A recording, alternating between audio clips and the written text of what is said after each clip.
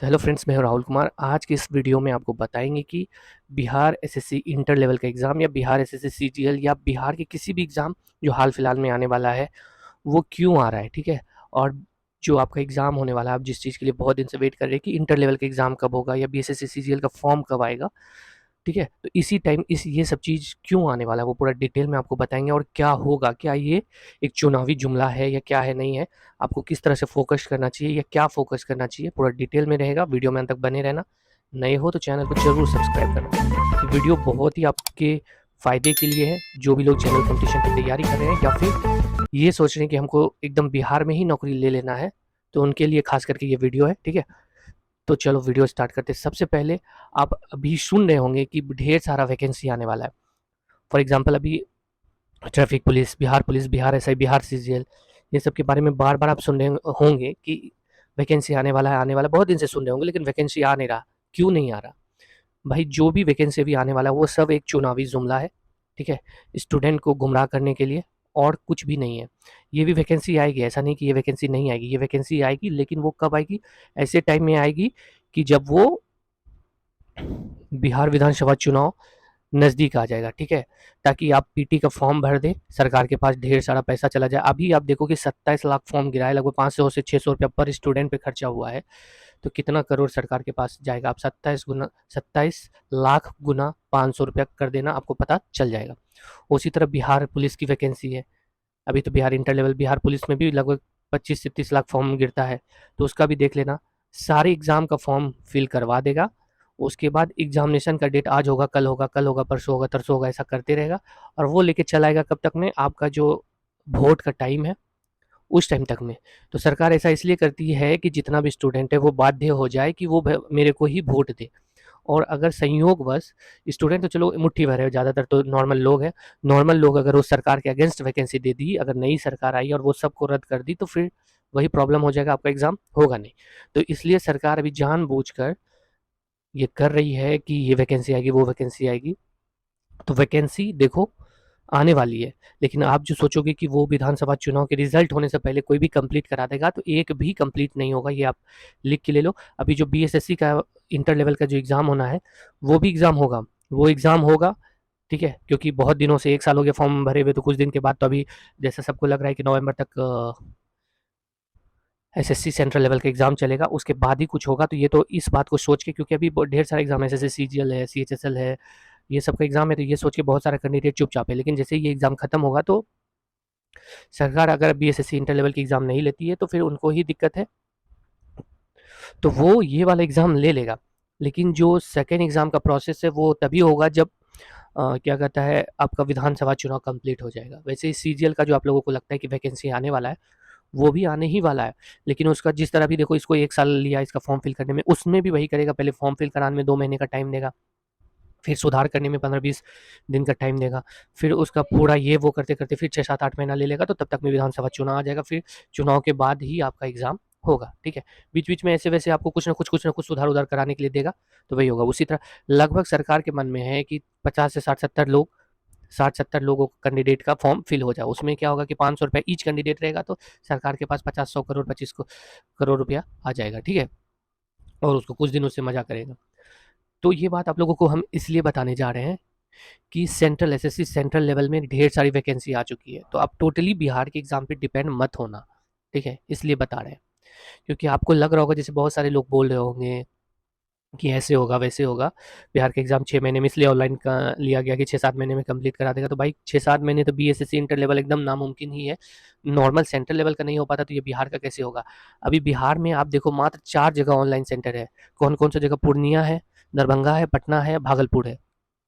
अगर इस चारों जगह 10-10 हज़ार भी कंप्यूटर रहा तो टोटल 40,000। अगर 2-3 शिफ्ट में एग्ज़ाम नहीं लेगा, तब तो 2-3 महीना एग्ज़ाम चलेगा। अगर 1-2 शिफ्ट में ही एग्ज़ाम लेगा, तब जाके चा तब बहुत दिन एग्ज़ाम चलेगा, ठीक है। तो एग्ज़ामिनेशन ही 1 महीना कम से कम चलेगा। अगर नवंबर मिड में भी स्टार्ट, 15 नवंबर से भी स्टार्ट होता है, तो दिसंबर तक एग्ज़ाम ही चलता रहेगा। उसके बाद फिर आपका रिज़ल्ट देगा। रिज़ल्ट होने के बाद मेंस मेंस के लिए आपको फिर फॉर्म फिल करना पड़ेगा। उसमें कौन-कौन सा पोस्ट है, उसको आपको बोलेगा सीरियली वाइज़ चूज़ करने। बहुत सारा बात बोला जाएगा मेंस के टाइम, या कुछ और आपसे ऐड करवाने के लिए बोलेगा, ठीक है। या फिर बिहार का जो आदत है कि कुछ एक्स्ट्रा लोगों का दे देगा, बोलेगा टेक्निकली फॉल्ट था, इस वजह से बहुत सारे लोग पीटी में उसका रिजल्ट नहीं हुआ, ये सब ऐसा चलते रहता है। तो मेरा इसीलिए ये सब बात कहना है कि आप टोटली बिहार के एग्जाम में नहीं डिपेंड रहो। सेंट्रल लेवल का देखो, एसएससी जीडी का वैकेंसी 40,000 आया है, उसमें जनरल कैटेगरी का 18 से 23 साल है, ओबीसी का 3 साल और जोड़ो 18 से 26, और एससी एसटी का 18 से 28 साल का है, महिला पुरुष वर्ग दोनों का है। आप उस एग्ज़ाम को फॉर्म फिल करो, देखो वो एग्ज़ाम फॉर्म अभी फिल होगा, अक्टूबर में स्टार्ट होगा शायद सबमिशन डेट, और उसका देखो एग्जामिनेशन का डेट भी दे दिया है कि जनवरी 25 या फरवरी 25 में एग्ज़ाम उसका होगा, ठीक है। तो सोच सकते हो कि सेंट्रल का जो भी वैकेंसी है वो कितना फास्ट है और अपने बिहार का कितना स्लो है। तो जो भी एलिजिबल कैंडिडेट है वो सेंट्रल का जो भी फॉर्म आता है वो जरूर भरो। अभी देखो, जो भी इंटर लेवल का भरा होगा तो वो रेलवे का भी 14 सितंबर से स्टार्ट होने वाला है फॉर्म फिल करना, तो उसको फिल कर दो। उसमें भी इंटर लेवल, अगर आप सिर्फ इंटर पास हो तो उसमें भी इंटर लेवल है, उसमें भी ग्रेजुएट लेवल है। अच्छी खासी वैकेंसी हो या ना हो वो अलग बात है, लेकिन कम से कम आप दोगे तो नेक्स्ट जो वैकेंसी आएगी उसमें तो आप अच्छा कर जाओगे। अभी मान लो फर्स्ट टाइम है, आपको पता नहीं चलेगा कि कैसा क्या क्वेश्चन पूछता नहीं पूछता, लेकिन एग्ज़ाम दोगे तो आपको ही फ़ायदा होगा, ठीक है। मान लो हो गया, ये सब का एग्ज़ाम जनवरी फरवरी 25 तक में स्टार्ट हो जाएगा, और बिहार के एग्ज़ाम कब होगा नहीं होगा उसका कोई ठीक नहीं। आप सेंट्रल लेवल का जो भी रेलवे का या और भी कोई वैकेंसी आता है वो आप ज्वाइन कर जाओगे, इसका भी पीटी में एनसीसी में फंसे रह जाओगे, ठीक है। तो टोटली इंटर लेवल पे डिपेंड मत रहना, बीएसएससी सीजीएल पे डिपेंड मत रहना, दरोगा पे डिपेंड मत रहना, किसी पे मत रहना। जो भी सेंट्रल वैकेंसी आती है उसको लो, क्योंकि अगर आप उसमें सेलेक्टेड हो जाते हो तो आपका तैयारी अच्छा खासा हो गया है, तो उसमें रह के भी आप बाद में बिहार का कोई एग्ज़ाम आता है तो फिर फॉर्म फिल कर सकते हो आराम से।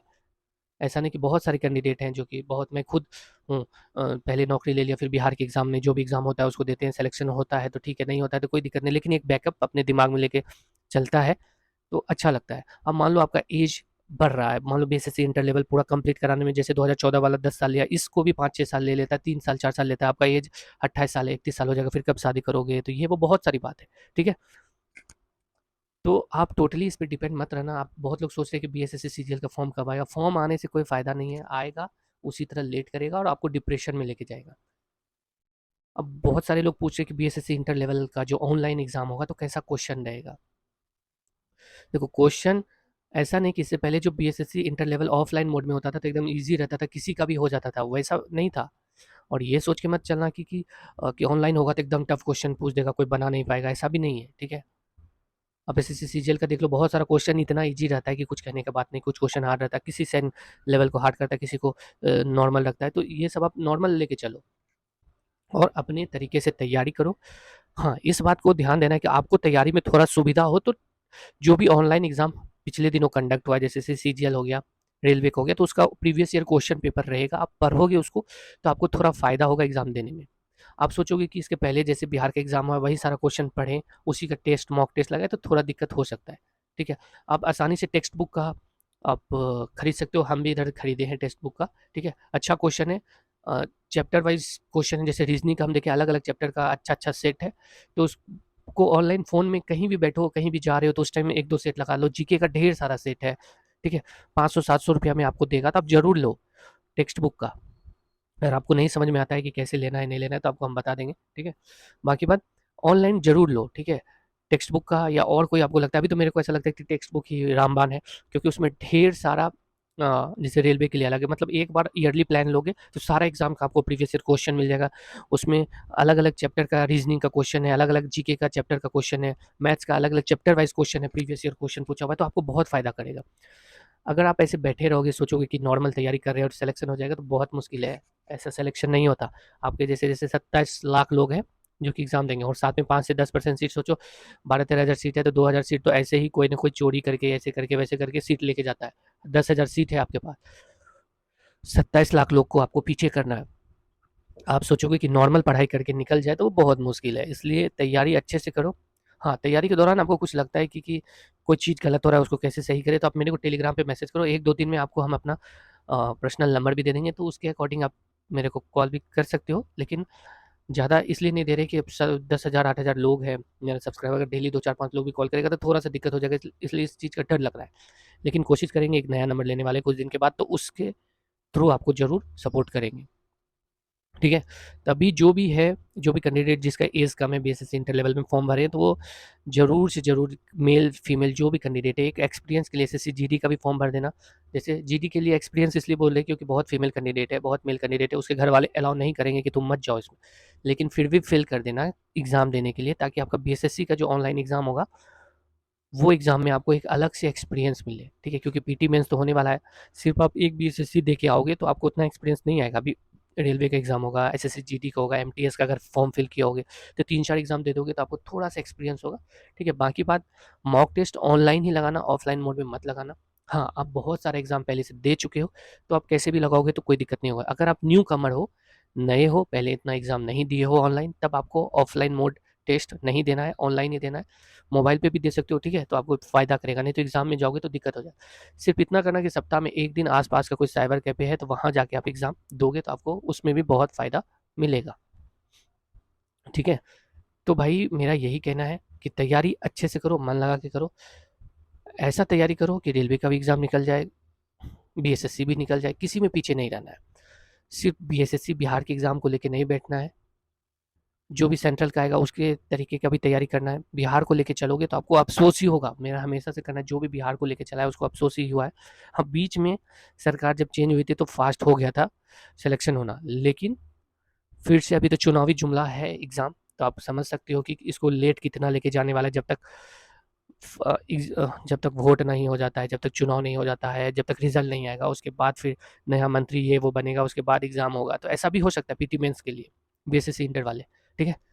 तो सावधान रहना, अच्छे से पढ़ना। वीडियो इसलिए बना रहे हैं, इसलिए डराने के लिए नहीं, आपको बताने के लिए कि आप सेंट्रल लेवल का भी तैयारी करो, क्योंकि बहुत सारे लोग होंगे सोच रहे होंगे कि अरे वाह, अक्टूबर में हो ही जाएगा, बीएसएससी का पीटी नवंबर में हो ही जाएगा, फिर देखा जाएगा कौन अब दूर जाएगा नौकरी करने के लिए। ऐसा बात नहीं है भाई, एज खत्म हो जाएगा ना, तो फिर आपको लगेगा कि अंडमान निकोबार में भी नौकरी हो जाता तो ठीक रहता, क्योंकि आप अपने बिहार के बारे में आप जान ही रहे हो, ठीक है? बाकी बात, एकदम मोटिवेट हो, आपको सजग कर रहे हैं, डरा नहीं रहे, आपको सजग कर रहे हैं। बाकी बात, तैयारी करोगे तो कोई भी एग्ज़ाम में आप सफल हो जाओगे, ठीक है? म कम नंबर, ज़्यादा नंबर, ये सब कुछ दिनों का फासला है। कम नंबर आ रहा है, 2 महीना टाइम है, र एकदम रपेट के बनाओ, सिलेक्शन आपका ही होगा, ठीक है? एक सीट तो लेना है, सिलेक्शन आपका ही होगा और किसी का नहीं होगा, ठीक है? चलो बाय।